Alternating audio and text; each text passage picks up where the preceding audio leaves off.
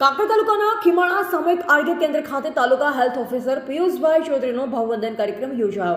કાંકરેજ તાલુકામાં છેલ્લા 3 વર્ષ સુધી સતત પ્રયત્નશીલ રહી કાંકરેજ તાલુકા હેલ્થ ઓફિસર તરીકે ફરજ બજાવતા બાહોશ યુવા અને નિષ્ઠાવાન અધિકારી ડોક્ટર પિયુષભાઈ ચૌધરીનો ભાવવંદન કાર્યક્રમ યોજાયો હતો અને સૌપ્રથમ દીપ પ્રાગટ્ય કરી કાર્યક્રમ ખુલ્લો મૂકાયો હતો અને ઉચ્ચ અભ્યાસ માટે અમદાવાદ સિવિલ હોસ્પિટલમાં જતા ડોક્ટર પિયુષભાઈ ચૌધરીને ફુલહાર અને સાલ ઉડાડી પુષ્પગુચ્છ મોમેન્ટો આપી સન્માન કરવામાં આવ્યું.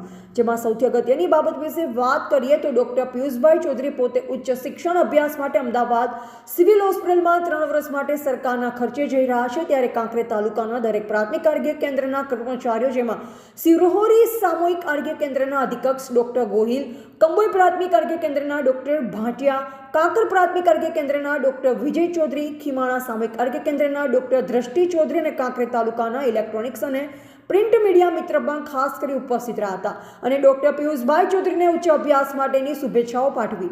તમામ ઉપસ્થિત કર્મચારીઓ દ્વારા ડોક્ટર પિયુષભાઈ ચૌધરીની કામગીરીને બિરદાવી અને ધ અલ્ટિમેટ દૈનિક પેપરના તંત્રી પ્રહલાદભાઈ વ્યાસે તેમનો એક અનુભવ જાહેરમાં જણાવ્યો, જેમાં એમના કોઈ સંબંધીને હાર્ટ એટેક આવ્યો, જેમાં માત્ર 23 મિનિટમાં સારવાર મળી રહે તેવું કામ કર્યું હતું. જો કે આ સંજોગોમાં ઘણા લોકોને વેઇટિંગમાં રહેવું પડે છે.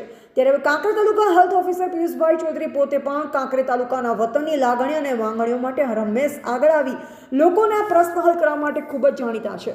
ત્યારે હવે ક્લાસ 1 અધિકારી બની સમગ્ર ગુજરાતમાં કાંકરેજ તાલુકાનું નામ રોશન કરે તેવી હાર્દિક શુભેચ્છા પાઠવી અને સૌ કોઈ લોકો સાથે ભોજન ગ્રહણ કરી છૂટા પડ્યા.